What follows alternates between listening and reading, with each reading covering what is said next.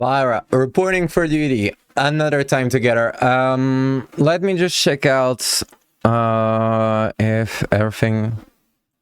Okay, the mic functions. Okay, let's do the React thing. So where I'm gonna watch YouTube videos, and apparently it's entertaining enough. I'm never gonna be able to justify this fucking industry, yeah? Like, to each their own, you know. But when you're the one fucking doing it, I feel that like I'm a fraud each fucking moment that I fucking do React. But yeah, anyway. Let me just check if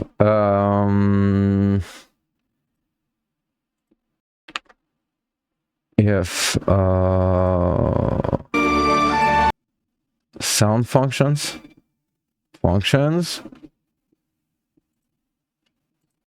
Okay, awesome. Let's get into it.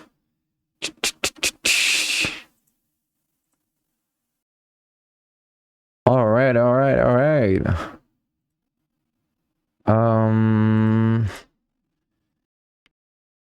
Okay.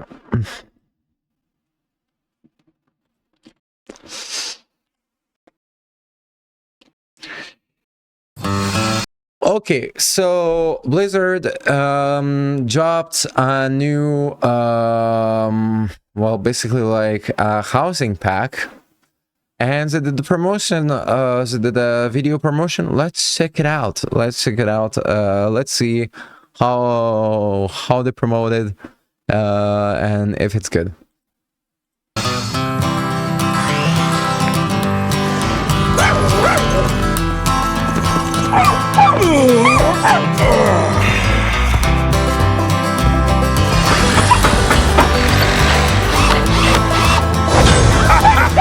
Not bad at all. No, not a chance.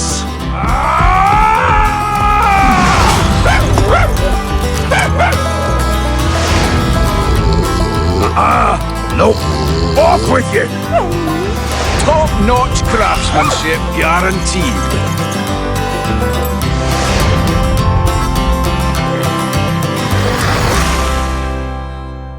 Okay, I was about to say, so overall, if you're a dog person, like, it's really awesome. But actually something that made me actually let me check it out.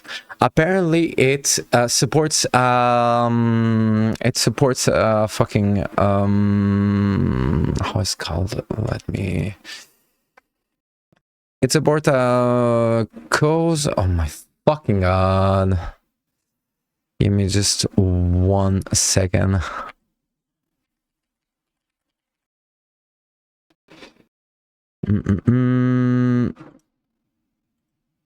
It supports Habitat for Humanity, basically. So it supports a charity. So let's fucking go. Actually, I was like, you know what, classic, wow, like doing like paid amounts or paid content for like in the shop. I don't care. So it's business, right? Like it works, and it's technically ethical enough. Within WoW, skins are completely ethical and they're not cash grabs, right? But the fact that it supports a charity, supports Habitat for Humanity, and that they actually took the time to do a promotion about it, I was like, this is awesome. Like, they promote like the 6 months mounts and some of their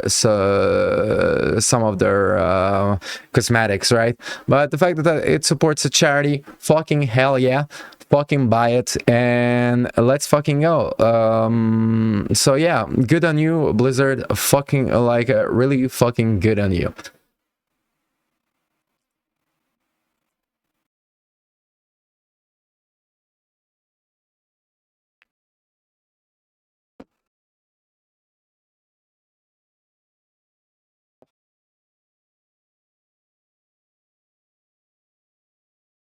Okay. So, a place to call home theme beat Aura music. Are you fucking joking? They are so Blizzard actually really is proud of player housing and is trying to push it in every way possible. And I think that it is awesome because player housing is quite a success. It's fun to do, it's fun to build, it's fun to have, it's fun to just to let's say elaborate over time, right? And I think that it's a good place to start when it comes to WoW because it adds up like a personal story to your character, etc., and adds a creative side that WoW didn't allow it. Aura, if you never heard about Aura, you should. It's awesome. Let's fucking listen. So apparently they push player housing and promoting it using like big artists like Aurora Music, and I'm like, I actually love Aurora, so I'm fucking really biased about this. So yeah, let's give a listen. Let's give a listen. Like the wind, we drift like the wind, soft yet steady, carrying the world in our hands. We scatter the seas, small yet heavy, nurturing the peace of our land. We look for the dawn, we look for the dawn, chasing its lights, a familiar and bright yet so unknown. We look for the dawn, we look for the dawn, over the hills where the water is still clear from the storm. We carry the blade, cold ready, and the shadows we tear. Remember our names. Our one touches many. Little voices blend with song. We look for the dawn. We look for the dawn. Shielding in light, we let the light carry us home. Look to the sun. Look to the sun. Sky as it bears, and we return to where I belong.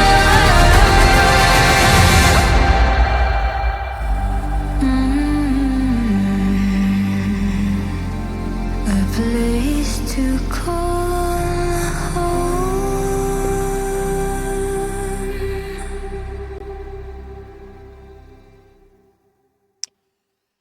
This is actually fucking awesome. Aurora Music. Well, if you never listened to that, to this artist, she's awesome. She's beautiful. She's adorable. She's something that will actually make your life better. She's an artist that really is like healing when it comes to listening. The story is really awesome. It basically tells the story of all World of Warcraft and basically tell you good to have a home after all these adventures. I'm sorry for paraphrasing. I don't know how the fuck all this fucking like content creation thing actually functions. All right, most of it is just like made up. But it's really awesome, actually really awesome, and I'm really happy that Blizzard is proud of player housing and is using so much resources to actually promote it. Like, player housing is awesome, and good on Blizzard and good on Aurora to actually like bless us with a song about like our nerdy game, you know. So yeah, good on you, Blizzard.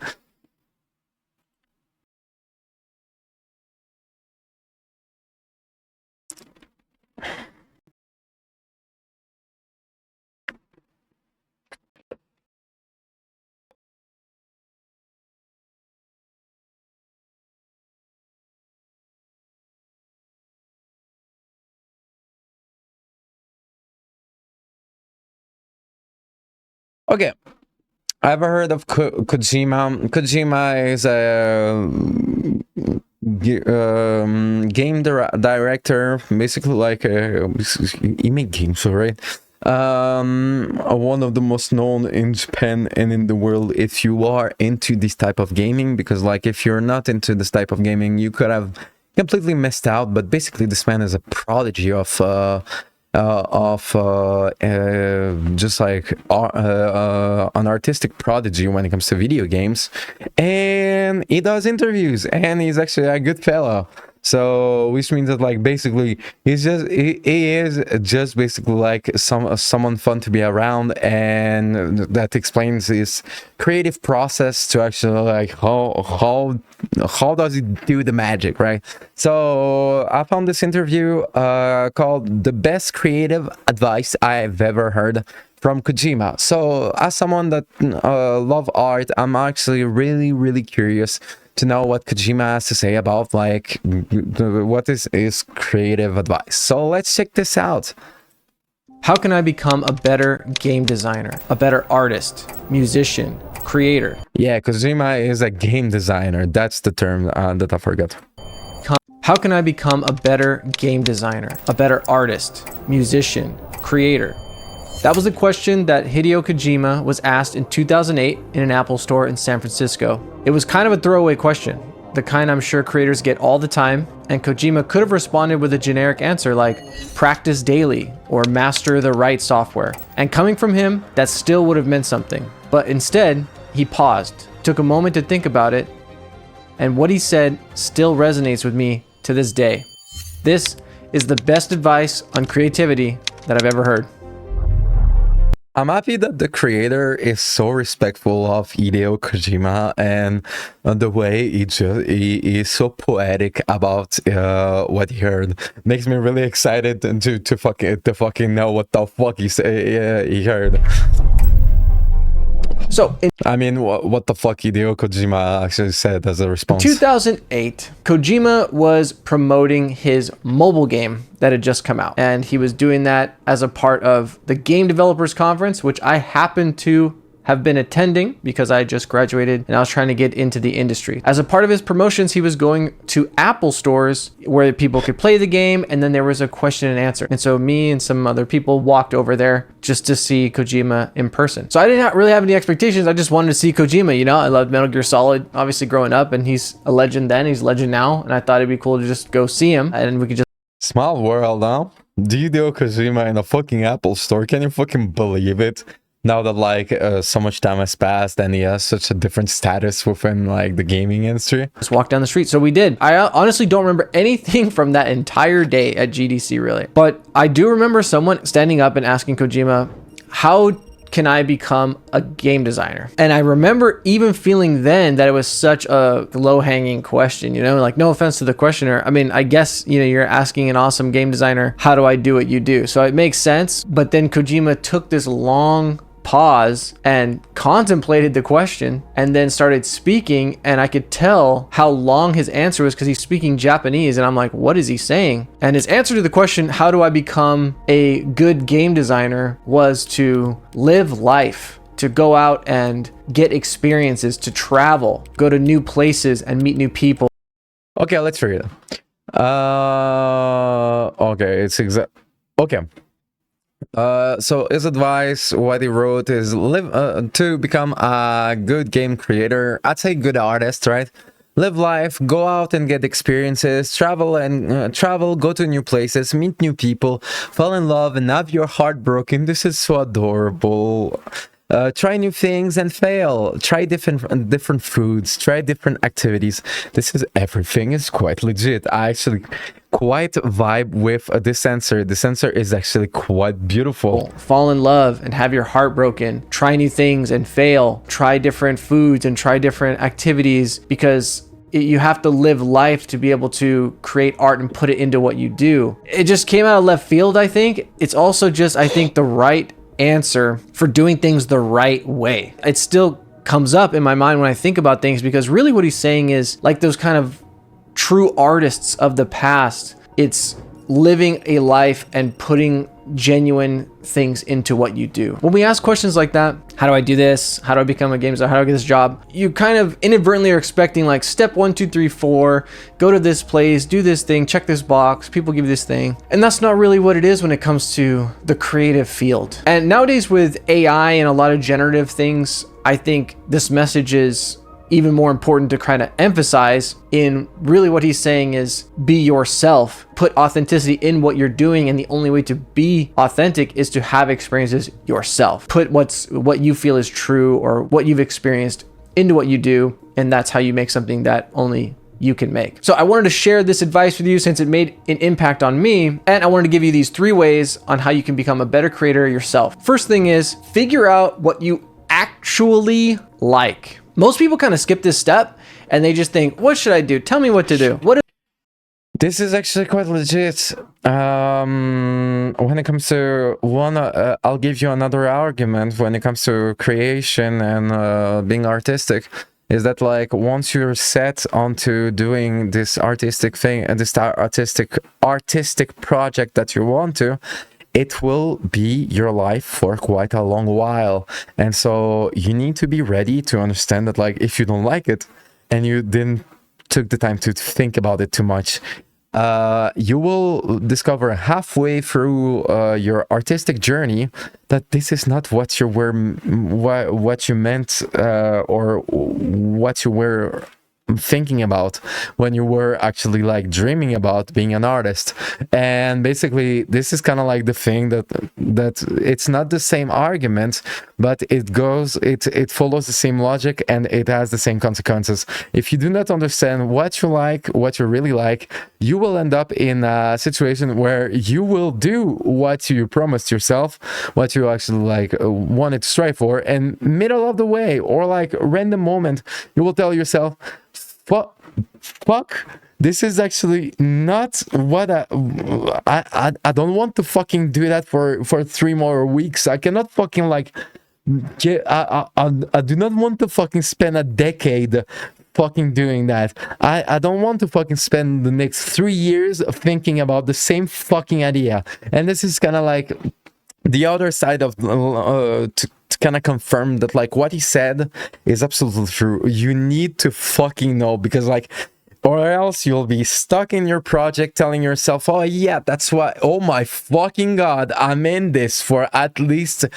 a year more, a week more, a day more. I mean, you get it, right? What does the algorithm want? What's trendy? What's popular? But you really want to ask yourself, what do I want to make? Or what do I enjoy? What do I like? Exactly. And that can be harder to do than you might think. Okay, it's a lot easier to reach outward, rather than kind of looking inward and treating it like just as valuable. You have to do that as a creator. You have to figure out what you want to do, and that's reason enough to do it. If you're someone that finds it hard to know, hey, what do I like? I don't know, I like a lot of things. Just think, what are some things I keep coming back to? Look at your past projects, look what you've done. What are the things that you naturally gravitate towards? What are the things you had the most enjoyment out of? Are there trends in the things you've done before? Are there things that you've done or that you want to do that no one's asking you to do? And pay attention to what inspires you to create in the first place. What is your favorite kind of art? What are some movies or fashion or books or genres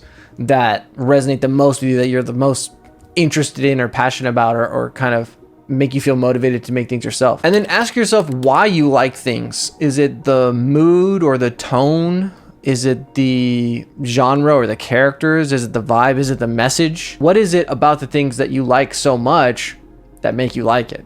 Those might be the kinds of things that you want to incorporate into what you make. It can kind of show you what you really value in the other art that you're such a fan of. All right, the second one is to live with intention. When Kojima says, hey, go out and live life, we can't all just drop everything and backpack through Europe, although that would probably be a very rewarding experience. If you can travel, do that. I can tell you myself, traveling is a way that it just changes your life in ways you can't really explain or express, and it's just a fun thing to do to enrich your life. If you can travel to a different country, the more different, the better. But A lot of us can't do that, especially all the time. But this idea of being an explorer, that mindset, is something that can help you as you move through life and help you create things. So rather than being someone that's a creature of habit all the time, trying to assume the role of an explorer, even in your own life, even just taking a different route home from work, saying yes in a situation where you'd say no, trying out a new thing, going to a new place, just in general, trying to experience newness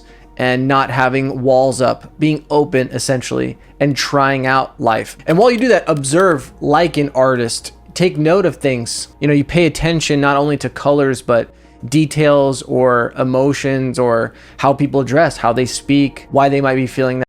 I really like how much he got inspired by Kojima. I really like the vibe and just the enthusiasm that he has sharing what he understood about this prodigy that is called Hideo Kojima. I really appreciate, and I think that just the way that he speaks it really is something that helps as well when it comes to, like, there is the advice that he shares about, but there's also the energy and the way that he talks about it that is also helping, I believe. That way, you know, the more you like really put energy into it, there's just, you know, so much depth and nuance and stuff that you can gather. And you want to look around and gather in details and pay attention to what's going around with you without a specific intention, without a goal in mind, just for the enjoyment of it. And there's just naturally things are going to lodge in there that really stick with you. And then when you are creating things, when you are making things, you can draw upon your own life and experience, which is the third thing. With your life and your experiences, you want to feed it back into your work. Your experiences aren't just for your memories, it's also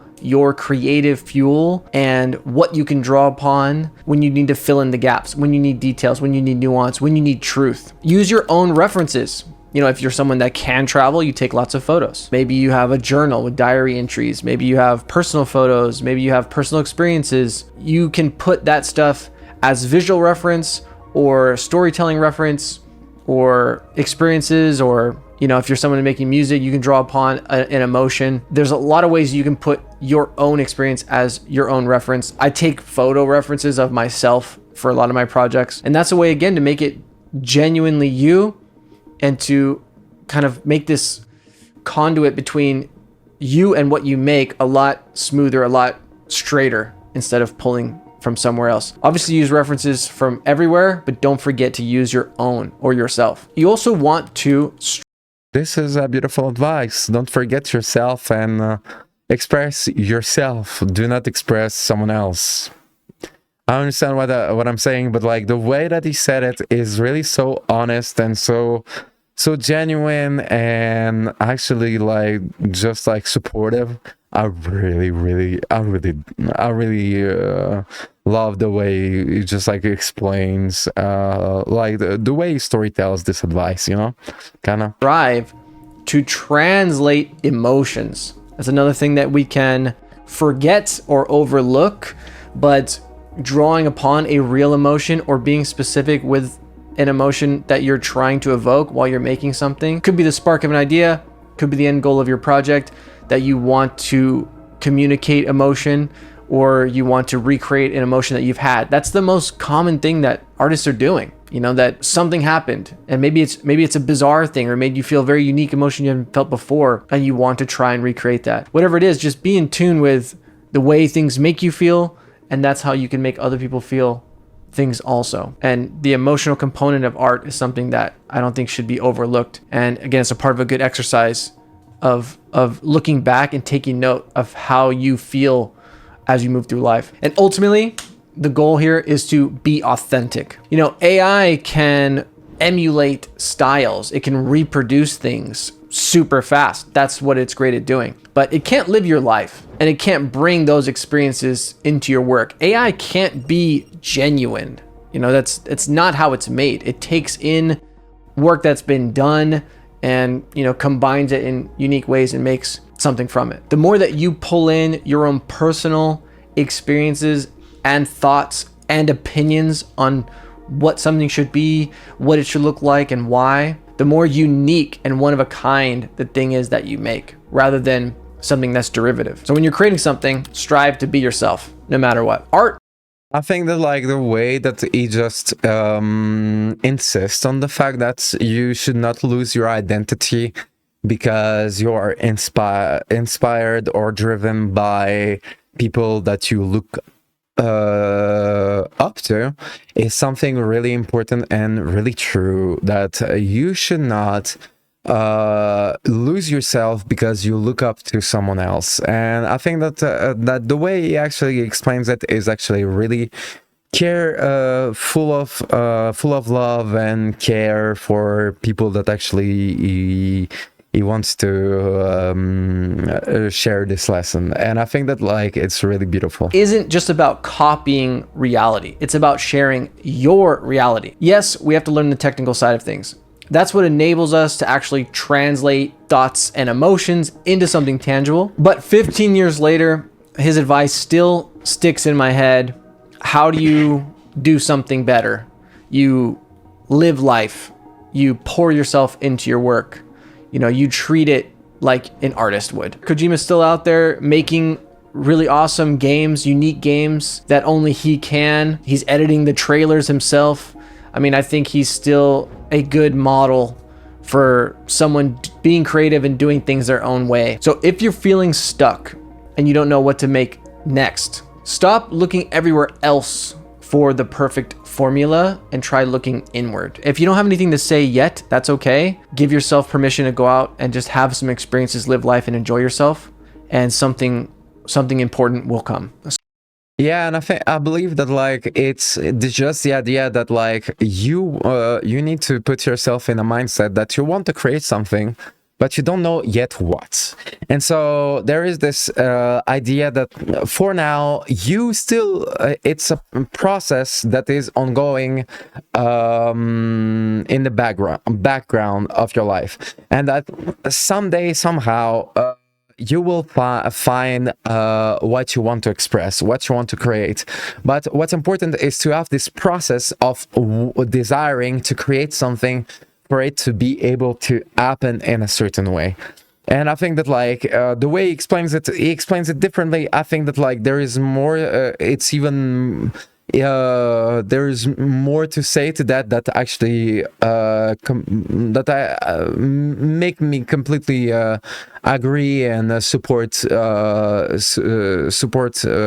what he's trying to explain. So how can you become a better game designer or a better artist, musician, creator? You do it in a way that only you can, just like Kojima does and is still doing. So be more like Kojima, be original. Catch you in the next one. How can I? And I'd say be more like Jay Hill. Like really, really beautiful video. Thank you so much for this advice. It is really, really dope. Like this man is actually like really, really explain something beautiful in a beautiful way from something that he learned, and that right now is actually something that I think that could help still a lot of people. So thank you, Jay Hill, and don't forget to support, share the love, and leave him a like and subscribe. Yeah.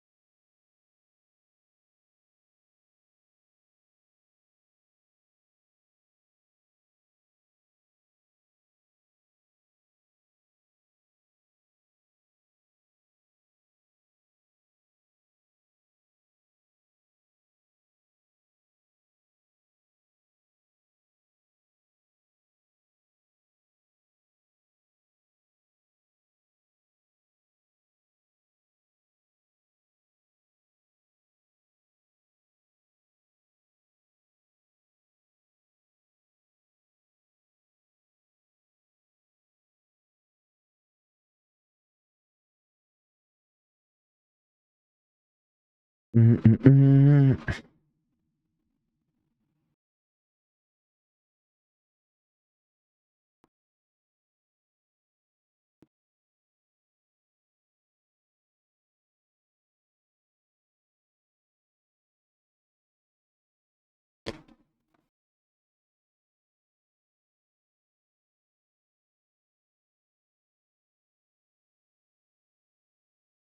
Okay.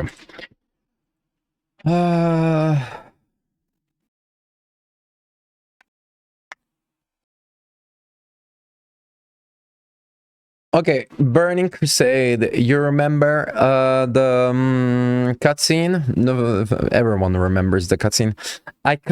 Behind the scenes, iconic Blood Elf shot of the Burning Crusade opening cinematic. So I'm actually curious because this technology is so outdated at this point that well,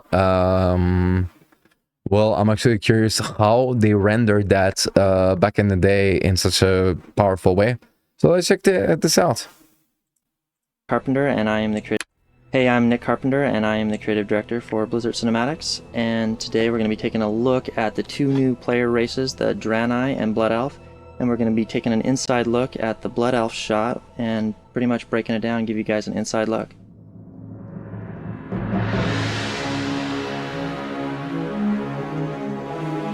One of the things that was really cool for us in this particular piece is we were able to show the Blood Elf at the beginning, where she looks pretty much like any character on the good side of Warcraft, pretty much on the Alliance, where she feels calm, mundane, and then as the shot progresses and the Mana Worm comes in, you get to see a darker side of her, which is pretty much the nature of the Blood Elf race. And we actually got to do that with the Draenei. At the opening of the Draenei shot, he's in dark and he's shrouded and it's heavy lighting, and then he comes and steps into the light, which reveals him to be an actual good character. The Draenei Paladin is actually the same race as Archimonde, and if you guys are familiar with Archimonde, he was the bad character in Warcraft 3. So it's really cool for us to sort of see these polar opposites in these characters and really explore that in this particular cinematic. Okay, so this is the Blood Elf shot, WA40, and we're pretty much gonna just break it down. So the first part is drawn, which is your traditional 2D storyboard, and it's pretty much... Okay, this is really interesting because like it's really insane. Do you see, I know that like it's basics and what's important is the figure, right? So the form and kind of like where like the whole the silhouettes, right? The different silhouettes that creates the 3D image, actually what they represent, what they look like, what are their forms, right? But it's just insane that like it looks, even I could draw like better, and this was used for like a cutscene. It's just like because I'm so bad at drawing and so bad at, so ignorant about this type of knowledge. I'm just amazed about that. Much done like everyone else, gives us an idea of where we're going and the pacing.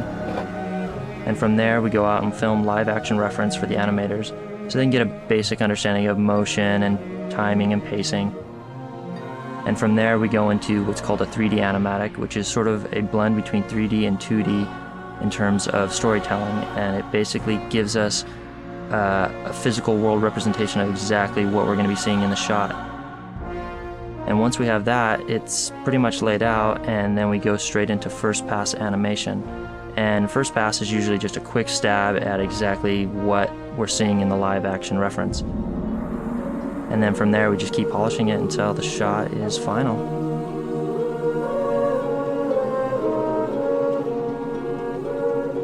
So basically you just ramp up the amount of details. That was back in the day. Now the question is, how the fuck does it functions like these days? Because I'm pretty sure that like they have like, is it, maybe it's the same, I don't know. Okay, background painting. So this is a painting in the background. Midground waterfall tower. Midground right tower. Okay. Atmospheric effect added. Actually, never took the time to fucking like see how fucking vast and in the open the first cutscene was.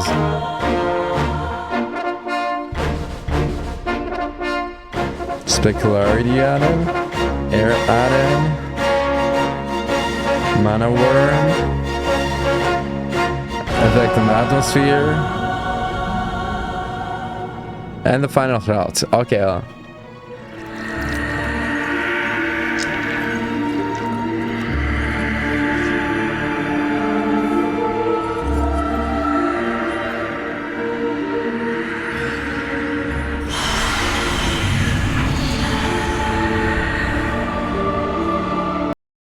This was awesome. Thank you. I think it was Nick Carpenter. Thank you so much for the explanation. This was really awesome. So they really went from this. Can you believe a fucking like expressive, but at the same time like, sure, a lot of people can fucking draw like this, and this was the basic of this. Like this was the pillar of this. Oh my god, what the fuck. But this was really awesome. Thank you, Jan's Gaming Corner, for finding this gem.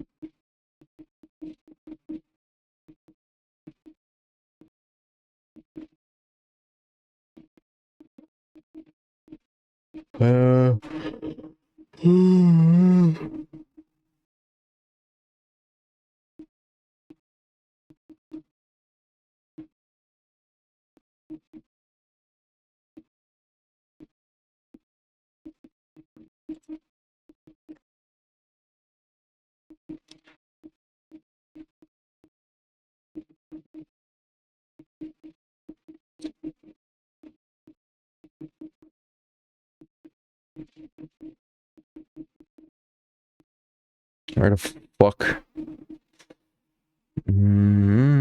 Right. One.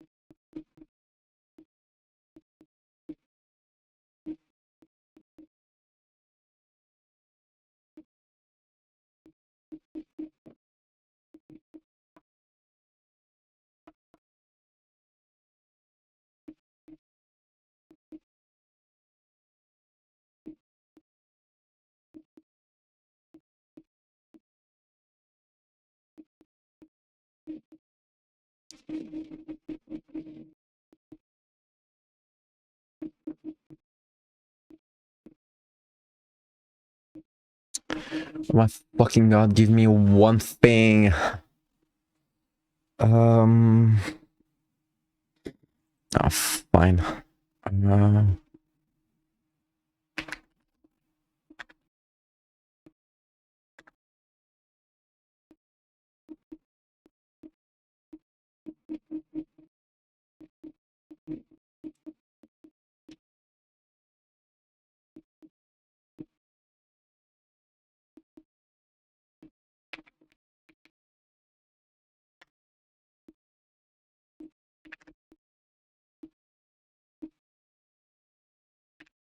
Okay.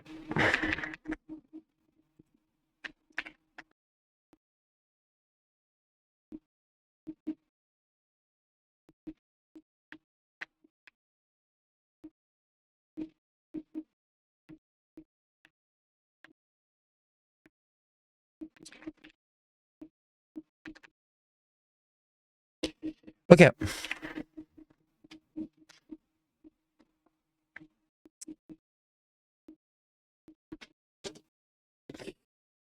Punk rock and were, of course, in punk rock and MBA. If you do not know, subscribe, leave some love, and leave a like to this content creator. Awesome content creator, really on point, and I think that he has really an interesting perspective on a lot of music that I actually do not share the same do not share, right? But that are actually like really interesting enough where it's not he's wrong and I'm right, or someone it's just like he has a different way to interpret music and see the music industry and stuff like that. And I think that like because of that, like he should be actually like he deserves all the love that like he gets, right? Green Day. Ever heard of Green Day? Green Day. Oh my fucking god! With the YouTube algorithm, fucking whispering a melody. I'm scared of a fucking DMCA lawsuit. But basically, not. But yeah, Green Day actually not my favorite, and not my fav, not my favorite artists. Like I actually don't vibe exactly with Green Day. It became a phenomenon and I kind of missed it. It's quite similar to my Chemical Romance. So let's check, let's discover and check this out. Discover the story of Green Day. instantly branded as sellouts, they were of course instantly branded as sellouts, as I'm sure plenty of people in the comments are going to say. They were banned from Gilman, and overnight they became one of the most hated bands in the eyes of the DIY punk community.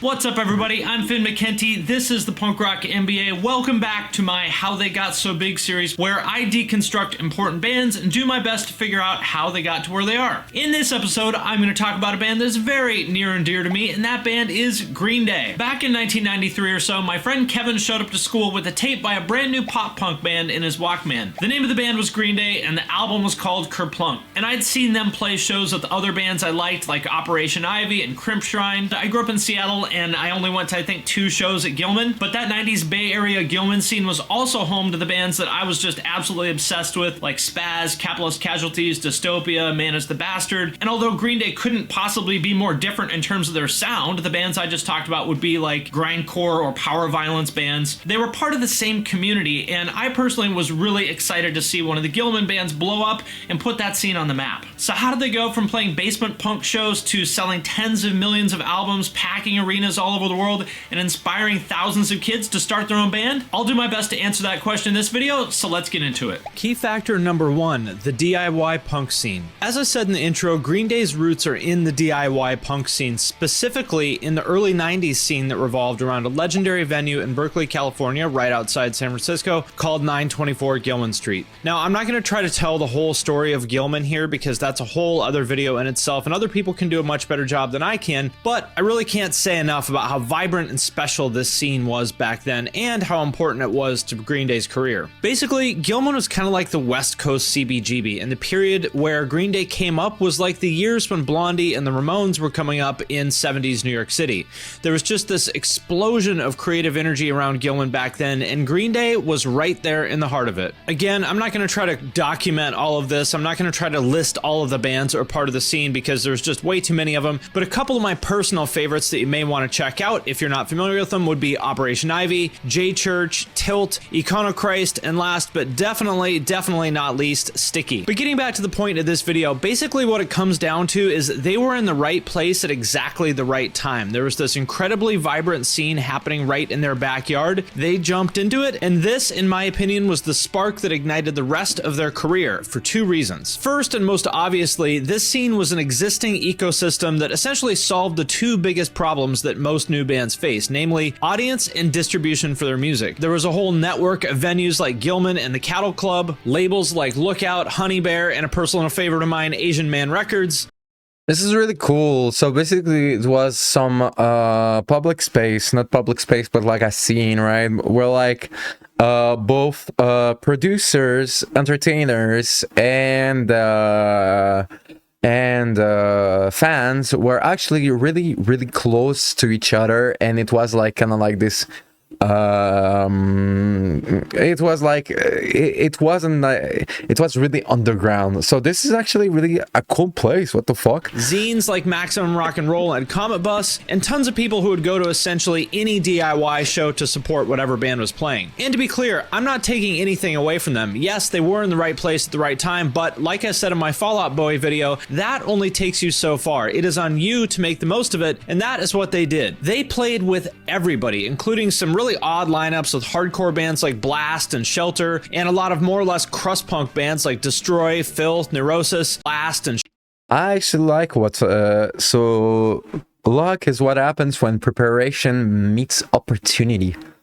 This is actually quite a beautiful quote. They played with everybody, including some really odd lineups with hardcore bands like Blast and Shelter, and a lot of more or less crust punk bands like Destroy, Filth, Neurosis. And if you're not familiar with these bands, these are the most ultra DIY, quote-unquote, punk as fuck bands that you could possibly find back then. And like I said, Green Day played with a ton of them. The point here is that they were not scene tourists that randomly happened to play with a few DIY bands on their way to becoming rock stars. They were right there in the trenches, playing in basements and backyards of punk houses, on the floor of DIY record stores like Epicenter, and yes, of course, at Gilman. And this led to their big break, which came in 1988 when they signed to Lookout Records, which was kind of like the label counterpart to Gilman. It was the label at the heart of the Bay Area DIY scene back then, and it just put out the debut EP from Operation Ivy, who, as most of you know, featured Tim and Matt that would later go on to form Rancid. And the rest is history. They put out 2 albums for Lookout, which sold incredibly well for a DIY punk band, and that eventually got them on the radar of major labels. And the second thing, which is less obvious, is that in addition to giving them that initial launch pad for their career, it instilled and honed ethics and values in them that would inform the rest of their career. The same values that made them stand out from other bands and connect with millions of kids all over the world. And here's why. The Gilman scene was built on a set of more or less clearly defined values, as illustrated by the sign that hangs on the door of Gilman to this.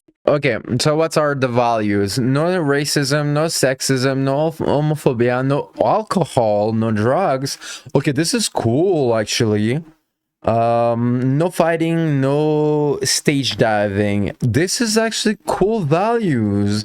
And I'm surprised that like for a DIY scene, so basically kind of like a messy place, so I actually try to make it like basically friendly to everyone. This is actually really awesome. Very day. Big up to big up to them like for being I'm this sure awesome. plenty. Okay, I'll say it again. Big up to them for being that awesome. Fucking like awesome people. People are going to disagree with me in the comments. To me, it's crystal clear how Green Day have upheld these values throughout their career. Of course, within the context of being a major label band where you do have to make some compromises. For example, taking out the aggressively queer band Pansy Division on one of their first big tours, to the entire American Idiot album, to bringing fans on stage with them to play the songs with the band in kind of an arena rock version of how you get up on stage at a punk show, grab the mic, sing a couple lines, and jump back into the crowd. And to those of us who grew up in the DIY scene, that stuff may seem kind of obvious, but to a kid who's never had exposure to those values, these ideas are mind-blowing, and I think it's a huge part of why people love them, because I think most kids have a very sensitive bullshit detector, and by the same token, they also recognize and love people like Green.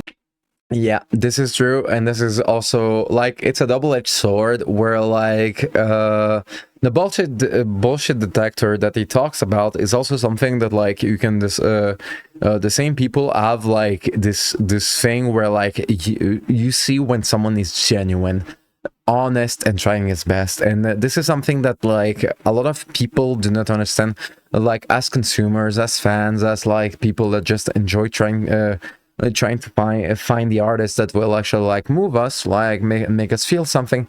while these crowds can be cold at times, they are also really forgiving to people that are actually trying to do their best and that are visibly just not trying to fucking prove something to anyone, or trying to actually make someone actually like look bad, right? Just the people that do their thing. I get what I'm saying. Maybe I'm wrong about this. Maybe I feel that like I'm right for at least a couple of people, right?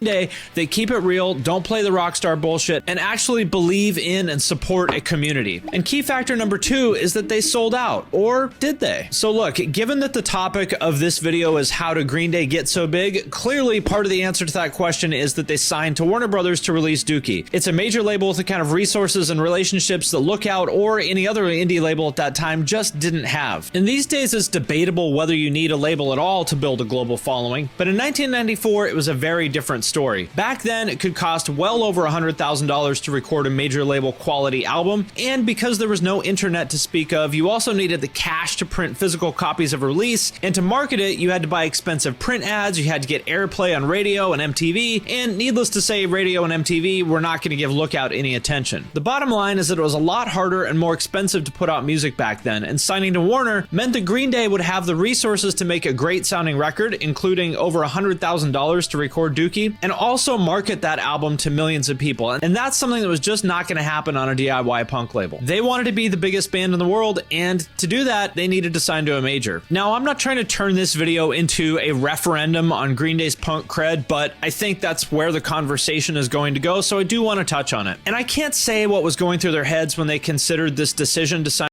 I think that like overall, like these people they still need a livelihood, and the fucking like sell out, not sell out, like just because you signed to a label.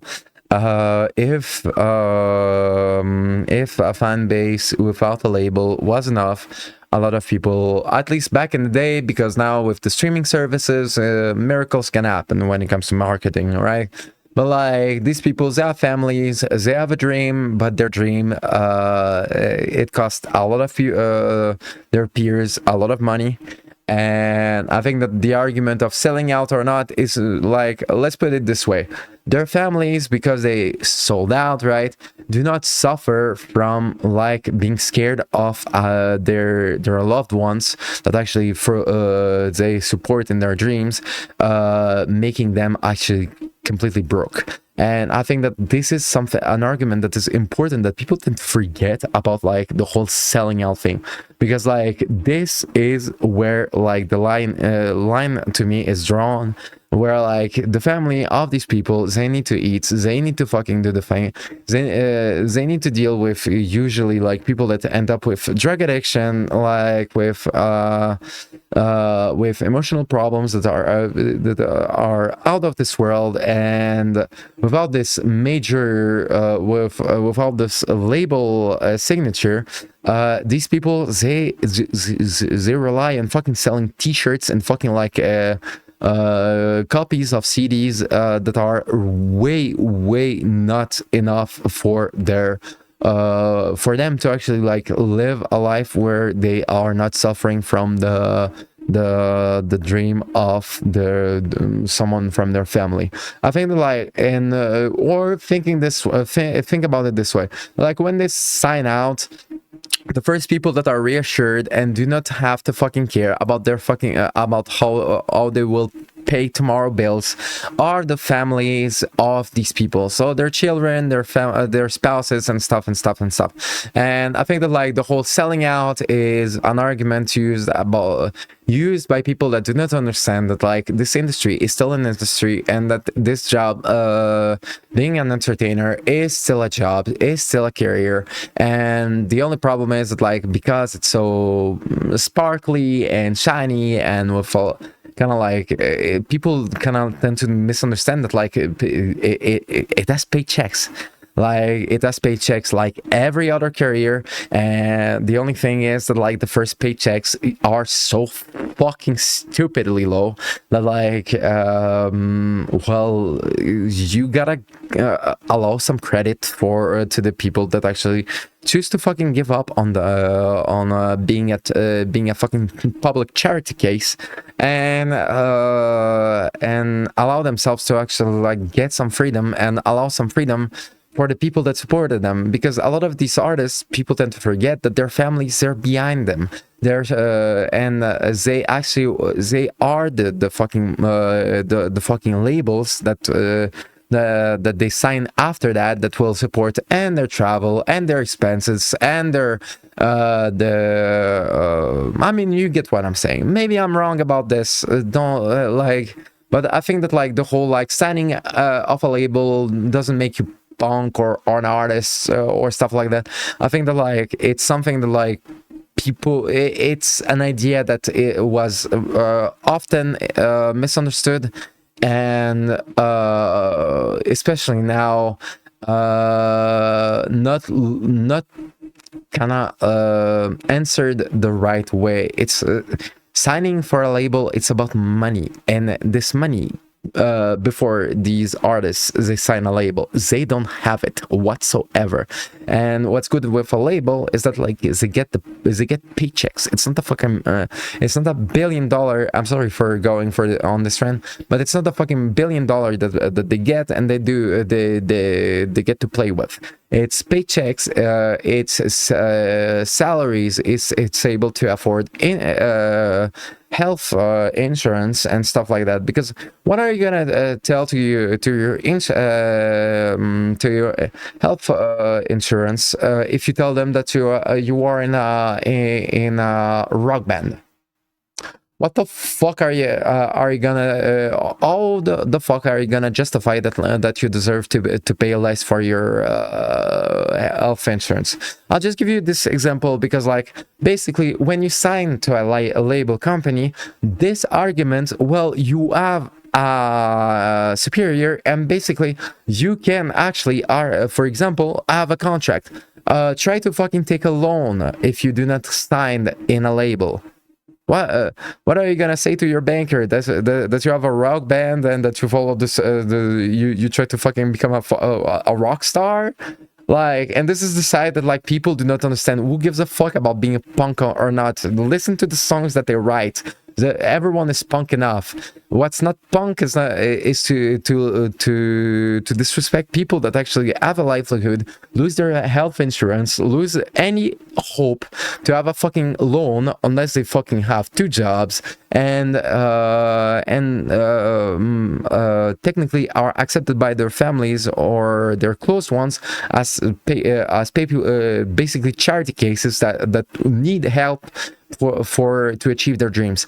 A lot of people follow and help them, but here's the thing: when you sign in a label, these fears and these problems, they disappear because you have an employer. Basically, that's what I'm trying to say. I'm not trying to be mean, but I heard this argument about being punk, being rock, being whatever, and there's a lot of being able to afford a loan, being able to have a health coverage for your whole family that you cannot fucking afford or have if you do not sign a label. All right, I apologize if I sounded mean. And maybe I'm wrong about this, but it's just like, it doesn't take away the message. It's just, I mean, I get myself. Anyway. Into a major, but I am sure that it was not easy because they knew that they would be burning a lot of the bridges to the DIY community that they love. And as you may have heard, that is exactly what happened. They were, of course, instantly branded as sellouts, as I'm sure plenty of people in the comments are going. Yeah, right. Sellouts. And sellouts for what? Because they fucking need the money. If it's not about them, it's about the fucking people that they fucking care about. And think about it this way, to just like finish about this argument with a positive note. Imagine that they sell out and they can fucking finally pay back all the fucking efforts that their families and friends did for them to go this far and actually to fucking spoil them. Think about it this way, all right? Going to say they were banned from Gilman and Isn't that awesome to be able to fucking pay back all these people that fucking loved you and support your dreams? Well, signing in a label, this is what it allows you to. Overnight, they became one of the most hated bands in the eyes of the DIY punk community. But here's what I love about Green Day, and kind of the main thing I wanted to get across in this video, is that although the DIY community turned its back on them, they never turned their back on the community. And again, I'm not here to be the defense attorney in the trial of Green Day's punk credibility, but they've done a lot of things for their community that I personally think are pretty cool. Here's a couple examples. Back in 2008, as you can see here, they bought Gilman a brand new sound system. A few years back, Billy Joe did a side project with Tim Armstrong and his son called The Armstrongs, and all the proceeds of that went to benefit Gilman. Back in 2015, they played a show to benefit the punk publishing company AK Press from their warehouse. Yeah, so basically, not only that, they were able to pay back, but it's actually fucking use the fact that they signed to a label to actually do charity, which is actually fucking mind-blowing. It's actually such fucking good kids, what the fuck? Burned down. You heard me talk earlier about the excellent East Bay punk documentary Turn It Around, which I highly suggest you turn out. They executive produced that movie. And in this context, executive produced usually means paid for. I mentioned Pansy Division earlier, the aggressively queer punk band they took out with them on tour, and I just wanted to share this clip about how seriously they took that decision. There was a show in Fairfax, Virginia, where the promoter did not want us on the bill. So Green Day said, if Pansy Division don't play, we don't play. We played the show. And lastly, when they signed to Warner, they made sure to structure their deal so that Lookout would actually still own their first two albums. That was their way of paying it forward and helping the label that helped them get to where they were. And they didn't have to do any of that. They could have said, oh, you guys don't like us anymore? Well, fuck you too. We're rock stars now and we don't need you, so go fucking kick rocks. But they didn't. They took the high road, and as somebody who really believes in positivity and getting rid of the gatekeeper punk police bullshit, I absolutely love this. I absolutely love this as well. This is what differentiates a rock star to a fucking legend, what they did. I love that they continually take the high road. And just a quick aside, I'm not going to get into it too much here, but I also have to give Steve Aoki some props for that too. As you may or may not know, he kind of came up in the same scene as I did, the 90s DIY hardcore scene, and he still cares about hardcore too. Check out his punk label Dim Mock Records if you haven't. So the big question, did they sell out? Well, according to Steve Albini and a bunch of kids who wrote letters to Maximum Rock and Roll back in the 90s, the answer is yes. And if that's what you think, there's nothing I can do or say to talk you out of it. But in my opinion, the whole idea of like accusing people of selling out, of calling people sellouts, really just shows you how endemic quote unquote tall poppy syndrome is in punk culture. If you haven't heard that term, here's the basic idea. A perceived tendency to discredit or disparage those who have achieved notable wealth or prominence in public life. Sounds pretty familiar, right? But anyway, to get back to the original topic, regardless of how you feel about this decision, signing to a major label was without a doubt the key decision that took them from being a big fish in the small pond of DIY punk to the top of the Billboard charts, to being big fish in the very biggest pond of all. So that was key factor number 2, which brings us to key factor number 3, their timeless songs. Last but definitely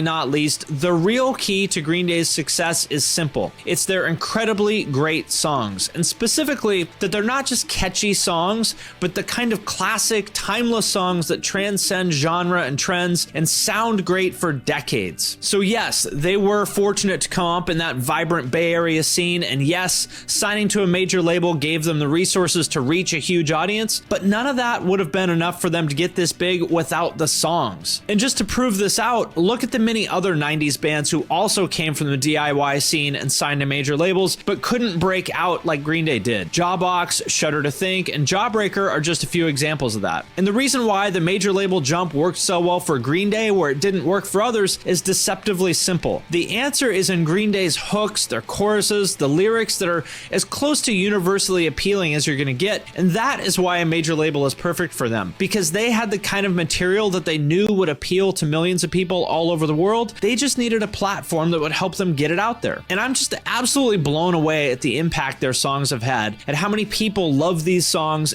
from all different walks of life all over over the world. For example, my wife's sister, who mostly listens to Walmart pop country, loves Green Day. She can sing along to every one of their singles. You'll hear Time of Your Life played at high school graduations by people who have never even thought about punk rock in their lives. I saw some middle school kids playing Green Day covers in the park this summer, and the fact that Green Day's music connects with those kids the same way it connected to me and my friends when we were their age 25 years ago is a testament to how universally appealing these are. They're just...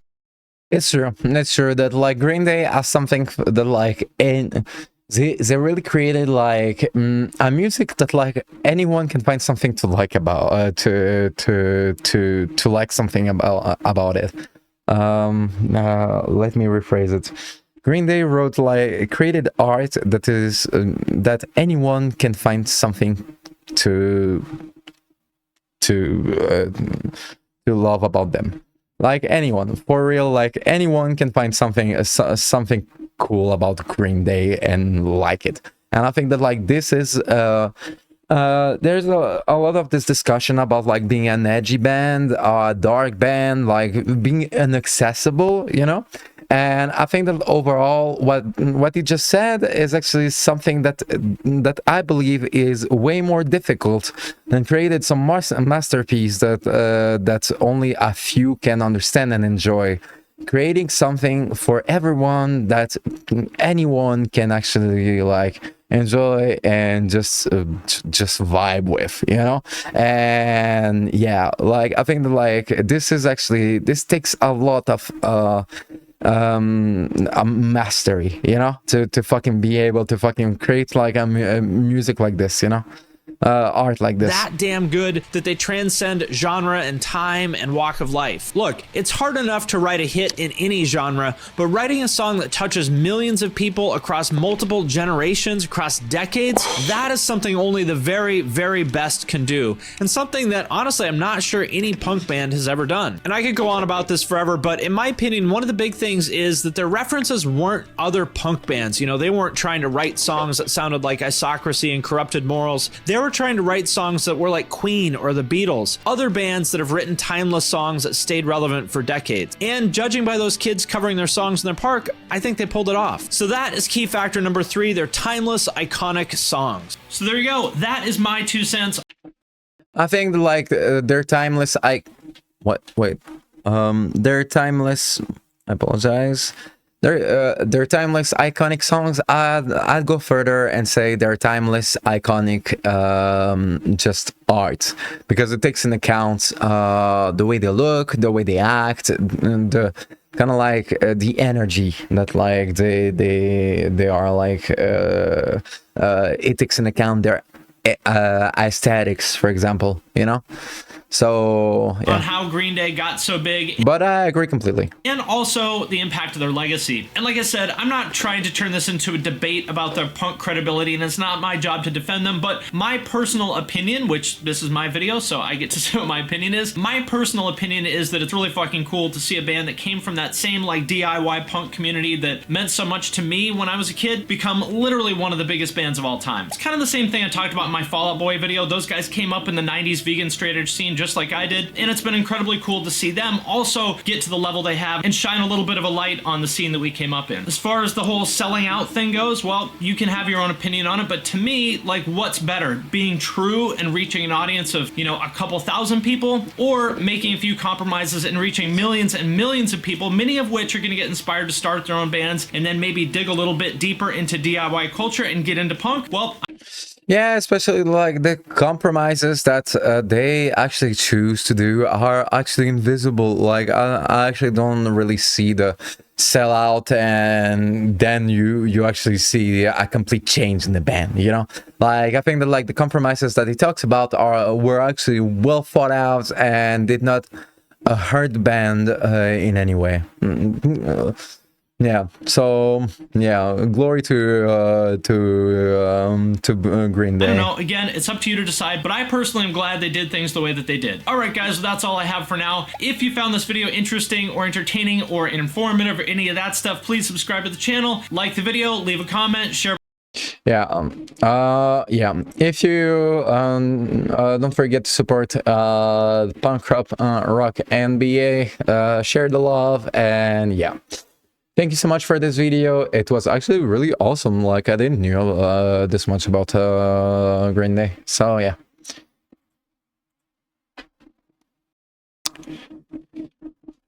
All right.